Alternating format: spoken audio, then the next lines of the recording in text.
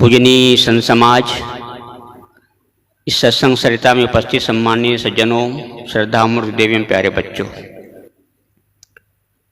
तो आइए दो बात करते हैं। और आप सबसे भी निवेदन है कि दो बात आप लोग भी कर लिया करें। दो बातें नहीं किया ना, दो बात करेंगे तो फैसला होगा, और दो बातें करेंगे तो फासला होगा। दो बात करेंगे समाधान होगा, और दो बात करेंगे तो घमासान होगा। इरादा क्या है? दो बात कर लेना। सदगुरु कबीर ने कहा है, गग्गा गुरु के बचन ही मान, दूसरा शब्द करो नहीं कान। बस इसी पंक्ति पे थोड़ी चर्चा करते हैं। सदगुरु कितनी महत्वपूर्ण और प्यारी बात बोलते हैं, गग्गा गुरु के बचन ही मान। गुरु के वचनों को मानो, क्योंकि गुरु से बड़ा दुनिया में कोई भी शख्स नहीं है। कबीर साहब ने खुद ही कहा है, गुरु गोविंद दो खड़े काके लागू पाए, बलिहारी गुरु आपना जिन गोविंद दियो बताए। गुरु से ही जीवन शुरू होता है। इसलिए सदगुरु कहते गुरु की बात मानो। हम गुरु की बात तो नहीं मानते हैं। एक उदाहरण मुझे याद आया, ऐसे ही सत्संग हो रहा है, एक जगह हो रहा था, समझ लो यहीं की बात, एग्जाम्पल। 3 दिन तक ये सत्संग चल रहा है, तो 3 दिन तक सत्संग हुआ। कुछ भक्त बहुत दूर दूर से आए, जैसे गाड़ियों में आते हैं ना, बहुत दूर दूर से आप लोग आए हुए हैं, तो बहुत दूर दूर से भक्त आए थे। एक भक्त परिवार था। अंतिम दिन वो मान लो पूज्य श्री केशव साहब जी के पास जाकर कहने के, साहब हम लोग जा रहे हैं। साहब ने कहा, रे बहुत दिनों के बाद तो आए हो, एक दो दिन रुक जाओ ना। भक्तों ने कहा, नहीं गुरुजी, अब समय नहीं है, फुर्सत नहीं है, आई हैव नो टाइम। कहते हैं समय नहीं है, टीवी देखने के लिए समय है, मोबाइल आजकल जानते हैं ना, नेट को क्या कहा जाता है? नेट मतलब क्या होता है? नेट मतलब होता है जाल। अंग्रेजी में नेट का मतलब होता है जाल। जाल में मछली फंसाई जाती है, चिड़िया फंसाया जाता है, आदमी फंसाया नहीं जाता। लेकिन आज न तो मछली फंसाई जा रही ज्यादा, न चिड़िया फंसाया जा रहा है, आज आदमी फंसाया जा रहा है। नेट में कितने फंसे हुए हैं, नेट ने मटिया मेट कर दिया है। तो भक्तों ने कहा, साहब फुर्सत नहीं है, समय नहीं है। अब की तो रोके पानी या की तो रोके दानी। साहब ने कहा, भाई अब जाने का मन ही है तो जाओ, मैं रोक कैसे सकता हूं तुम्हें। तो जाने लगे।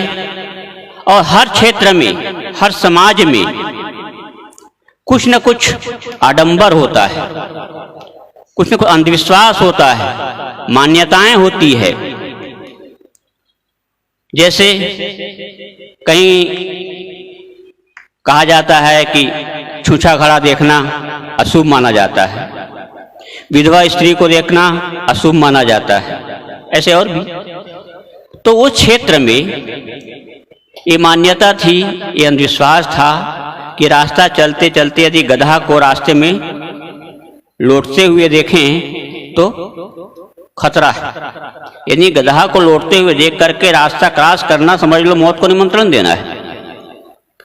अब भगत जब जा रहे थे, रास्ते में देखा गधा लौट रहा है, तो बड़ा मुश्किल हो गया। अब आगे बढ़े तो बढ़े कैसे, और कोई आसपास परिचित है नहीं, किसके यहाँ जाएं, रात का मामला। लौट करके कहाँ आए? फिर सुखशाला में आए लौट करके आए। जब आए तो पूज्य श्री केशव साहब जी ने देखा, अरे भगत जी आप लोग तो जा रहे थे, कैसे लौट के आ गए, क्या हुआ? कहा, गुरुजी जा तो रहे थे, लेकिन रास्ते में गधा लौटते हुए देखा ना, तो लौट के आ गए। तो पूज्य श्री केशव जी ने कहा, साहब ने क्या कहा, तुम लोग बिल्कुल सही कहते हो। कुछ लोग होते ही ऐसे हैं, गुरु की बात नहीं मानते, गधा की बात जल्दी मान जाते हैं। बताओ, क्या हम लोग गधे तो नहीं हैं? बहुत से लोग कितने दिन सत्संग करते रहते हैं, बाल पक जाते हैं, शरीर में झुर्रियां पड़ जाती है, लेकिन आदत नहीं छूटती है। गाली देने की आदत है, बीड़ी पीने की आदत है, चढ़ाने की आदत है। इस समाज में बहुत से लोग हैं, ऐसा नहीं है कि नहीं है। साहब, सत्संग का मतलब क्या हुआ? इसलिए साहब कहते, सदगुरु कहते हैं, गग्गा गुरु की बचन ही मान। गुरु के वचन को मानो। जीवन बहुत थोड़े समय के लिए मिला हुआ है। जिंदगी देखिए, हर चीज के टाइम होता है। सूरज के उगने का टाइम होता है, अस्त होने का टाइम होता है ना। लेकिन जीवन के बाबत ये नहीं कहा जा सकता कि जिंदगी मिली है कब अस्त हो जाए। इसलिए अस्त होने के पहले मस्त होना सीख लो। किसी की अर्थी निकलते हुए देख करके ये मत कहो कि बेचारे की अर्थी निकल गई, उसका तो अर्थ हो गया, तुम्हारा तो अनर्थ हो जाएगा। इसलिए अभी टाइम है। किसी ने बड़ा अच्छा कहा है, कीमत पानी की नहीं प्यास की होती है। कीमत पानी की नहीं प्यास की होती है, कीमत मौत की नहीं सांस की होती है। कहने को तो सब कहते हैं हम आपस में प्यार करते हैं, लेकिन कीमत प्यार की नहीं होती, आपसी विश्वास की होती है। आपस में विश्वास है कि नहीं? पति पत्नी के बीच संदेह होता है, पिता पुत्र के बीच संदेह होता है, गुरु शिष्य के बीच में संदेह होता है। और संदेह एक ऐसा घून होता है जो आदमी के खून को पी जाता है। झगड़ा, पति पत्नी में झगड़ा होता है, गुस्सा होता है, क्रोध आता है। और जब क्रोध आता है ना, तो आदमी की हेडलाइट खराब बंद हो जाती है, हेडलाइट डेड हो जाती है। क्यों? गुस्सा में आदमी बोलता नहीं, बकता है, आउट ऑफ कंट्रोल हो जाता है। घर नरक बन जाता है। नाग पंचमी इधर मनाते कि नहीं मनाते हैं आप लोग? नहीं मनाते ना। कई जगह नाग पंचमी मनाते हैं। और नाग पंचमी क्या होता है मालूम है? नाग पंचमी में नाग को दूध पिलाया जाता है, राइट है ना। नाग पंचमी में नाग को दूध पिलाया जाता है। एक बार क्या हुआ, नाग पंचमी का दिन आया तो एक देवी जो कि नाग की पूजा करती थी, दिन बीत गया, रात हो चली। अब उन्हें अचानक ख्याल आया कि आज तो नाग पंचमी, मैंने नाग को दूध पिलाना भूल गया। तो क्या करती है, उनका पति सोया हुआ था। और उनका पति जानते थे क्या था? पूरा परशुराम का बाप था। तो जब रात में वो जब सो गया था, उसका पति गरम दूध किया, दूध में हल्दी डाली, बादाम काजू किशमिश सब डाल करके अपने पति के पास जाती है, चादर खींचती है, अच्छी उठो ना। अब वो तो उसको बड़ा आश्चर्य होता है, जिंदगी में आज तक कभी इसने प्यार से बोला नहीं, जब देखो तब इसकी भौवें तनी रहती थी। आज इसको हो क्या गए, प्यार से कैसे बोल रही है? उन्होंने कहा, आज क्या हो गया तुम्हें, क्यों इतने प्यार से उठा रही हो? उसने कहा, तुम्हें पता नहीं आज नाग पंचमी है, तो नाग पंचमी तो मुझे क्यों उठा रही हो? मैंने सोचा जब घर में ही नागदेव है तो बाहर क्यों पूजा पिलाने जाऊं। घर में ही नागदेव है। तो आधा तो उसने पिया, ने कहा ठीक है लाओ, आधा तुम पी लो। कहा मैं क्यों पीऊं, जब नाग की पत्नी कौन होता है? नागिन ही होती है ना, तुम भी तो नागिन, तुम भी पी लो आधा। नाग नागिन मत बनो, ऐसे कहा भी जाता है। अर्धांग अर्धांगिनी तो कहा ही जाता है। तो आधा नाग है आधा नागिन है, अर्धांगिनी हुआ कि नहीं हुआ? सदगुरु कहते हैं, सतगुरु वचन सुनो हो संतो, मत लीजिए सिर भार। सिर में भार मत। एक गुरु की बात है। यदि गुरु की बात हम मान लेते, आज हमारे जीवन में ये कला नहीं होता। इसलिए साहब ने कहा ना, कल करे सो आज कर। मैं कह रहा था ना कल जीवन मिला है तो जीना सीखो, कपड़ा फटा है तो सीना सीखो। आदमी के तन पाए और रोने से क्या फायदा, जीवन अगर जहर है तो पीना सीखो। ये जिंदगी मिली है, बहुत बेशकीमती है। इसलिए सदगुरु कबीर ने कहा है कि धरती फाटे मेघ जल, कपड़ा फाटे डोर, तन फाटे की औषधि, मन फाटे नहीं ठोर। धरती फाटे मेघ जल, धरती जब गर्मी पड़ती ना, धरती फट जाती है, जिसको हम दरार बोलते हैं, और ऐसी बड़ी बड़ी दरारें पड़ जाती है कि उसमें जानवर का पैर पड़ जाए ना, दरारों में धंस जाता है, गिर जाता है। लेकिन वो दरार जब पानी गिरता है, बारिश होती है तो बराबर हो जाती है। तो धरती फाटे मेघ जल, कपड़ा फाटे डोर, कपड़ा फट जाता है तो धागा से सिल जाता है, वो भी ठीक हो जाता है, जुड़ जाता है। और तन फाटे की औषधि, तन शरीर फट जाता है, किसी किसी शरीर में बेवाई फटने पैर पड़ जाता है, खून बहने लगता है, दर्द होता है, पीड़ा होती है, तो उसका भी इलाज है, उसकी भी दवाई है। लेकिन मन फाटे नहीं ठोर, यदि मन फट जाता है तो फिर उसका इलाज नहीं होता है। इसलिए साहब कहते हैं गुरु की बात सुनो गग्गा, गुरु के बचने मान, दूसरा शब्द करो नहीं कान, इधर उधर की बातों में ध्यान मत दो। आजकल आदमी, हमारे गुरुदेव जी कहते थे, धन धन नहीं है, जन धन है। धन को धन मानोगे, झगड़ा एक दिन ठानोगे।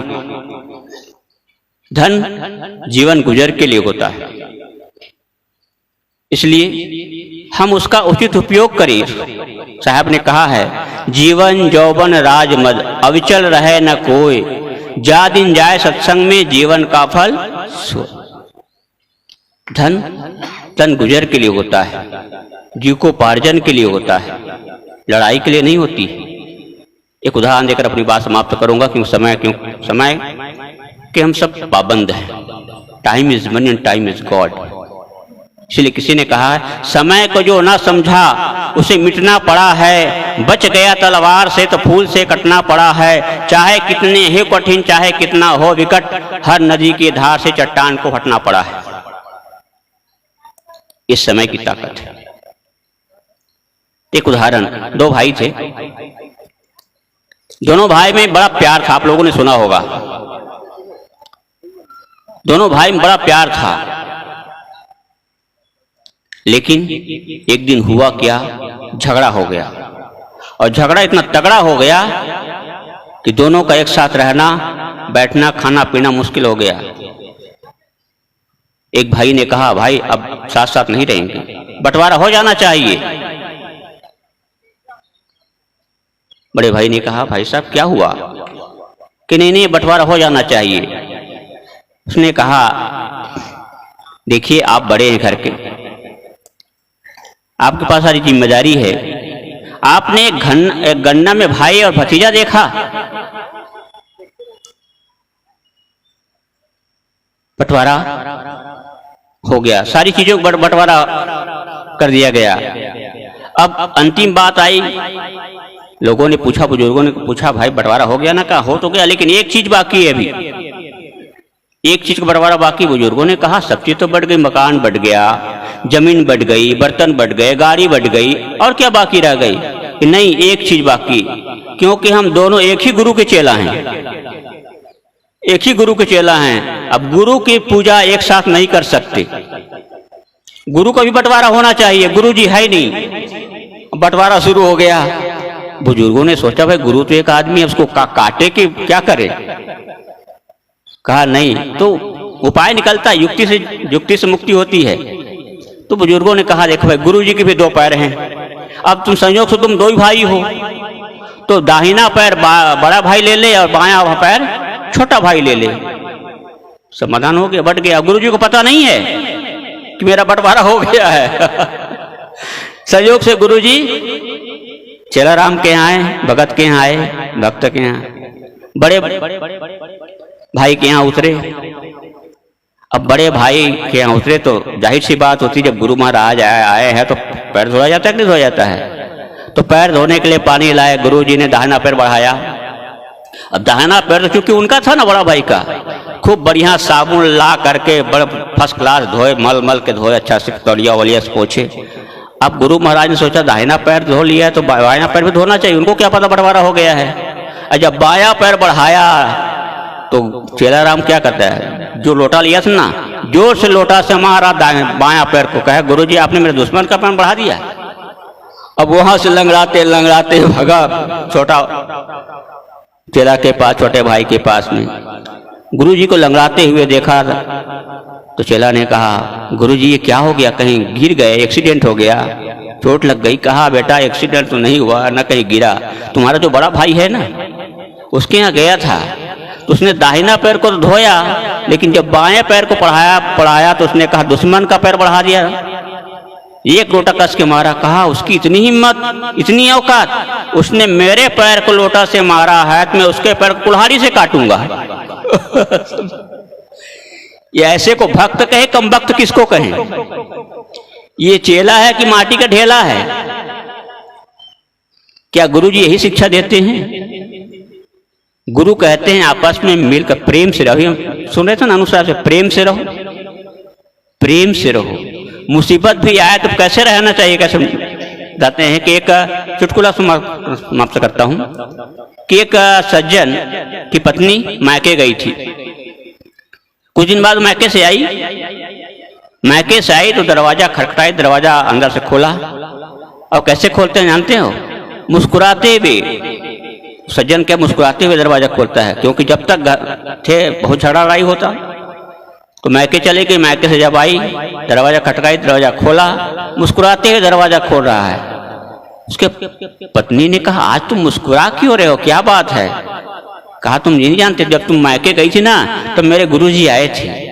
अब उसने कहा बेटा जब भी कोई मुसीबत आए ना तो मुस्कुराते हुए दरवाजा खोलना। मुसीबत हम अपना बनाते हैं, इसलिए प्रेम से रहो। प्रेम ही जिंदगी का पैगाम है। मेरा समय पूरा हुआ, मैं अपनी वाणी को विराम देता हूं। आप सबको धन्यवाद देते हुए बोलिए सद्गुरु देव की जय।